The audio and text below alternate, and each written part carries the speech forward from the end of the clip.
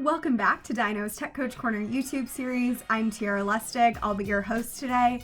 And for today's episode, I am joined once again by Eric Guise. We're going to be talking about Google Calendar, why Eric thinks that Google Calendar is one of the best calendar tools out there, and how he's really used it to enhance professional development sessions, as well as just connecting with educators during this time of remote learning when you can't drop into someone's office and ask a quick question or schedule a quick meeting. So I'm really excited for this conversation.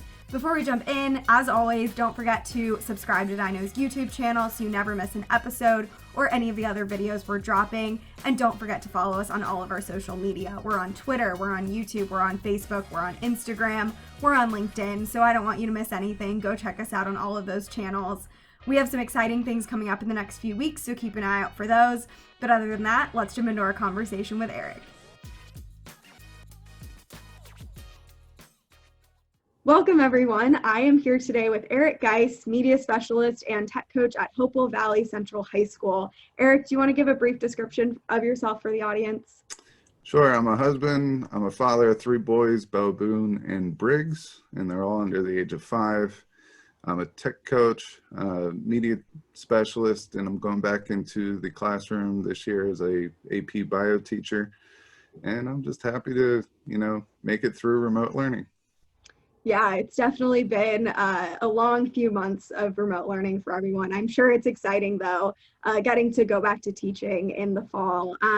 We worked with Eric in the past on the Tackling Tech podcast, as well as our remote learning summit back in April. One of the things that you talked about, Eric, on your podcast episode with us was using Google Calendar to schedule professional development with your teachers. Can you talk a little bit about how you use Google Calendar to schedule it, how it's working for your teachers, and maybe how that's changed during this time of remote learning?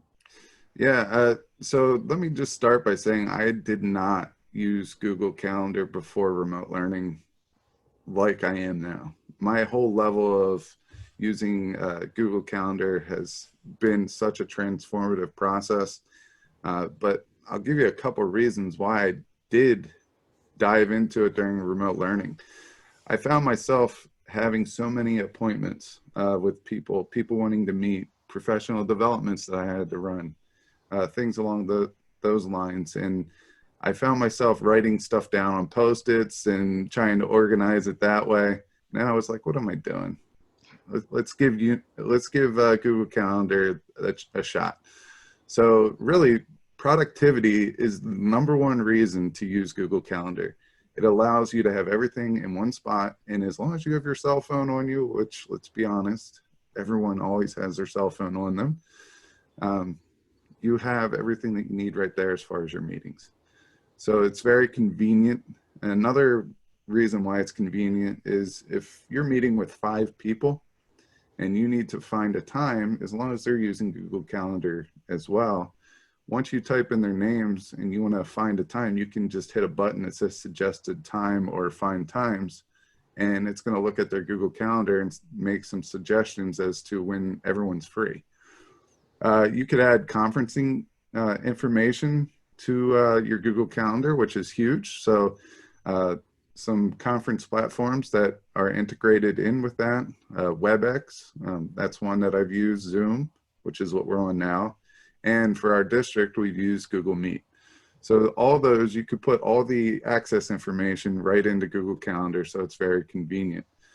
You could add attachments in with Google Calendar. So down at the bottom, there's a little attach symbol, and you could put Google Docs. Maybe it's the meeting minutes or something that you want them to vote on, but it's a good way to communicate before and after the meeting. I find myself working with people from all across the world, whether it's a PD or whatever, and time zones are not my friend. I do not know what time it is in France, but Google Calendar does know how to convert it. So I'll pick the time that's convenient for me, and it will convert it into whoever the guest's time zone is. You could automatically email guests reminders and ask them to respond whether they're going to be there or not. You could add locations. So this one isn't really that great for remote learning, but in the real world, when we're meeting anywhere in the school building, it's nice to know where that is. You could share your calendars. So if you have a PLC or if you have a group of people that you're going to meet with regularly, you could just make a calendar called PLC and you can put that in there so everyone has access to it. And you can make appointment slots. And I use Calendly or Calendly to make appointments. So I just share a link out that says, do you want this to be a 15, 30, or 45-minute conference? And hope that people don't select the 45-minute one, but I give it to them anyway. And I set those links in my email, so if they need me, they know that they could find it there. And they would select one of those times, and they would put, it opens up your Google Calendar and only offers them times in which you're not busy. So that's an awesome tool, and it's free for how I use it. If you're more than obsessed with the thing, you can get a lot more features there, but it is an awesome tool. So those are the ways that I've used it.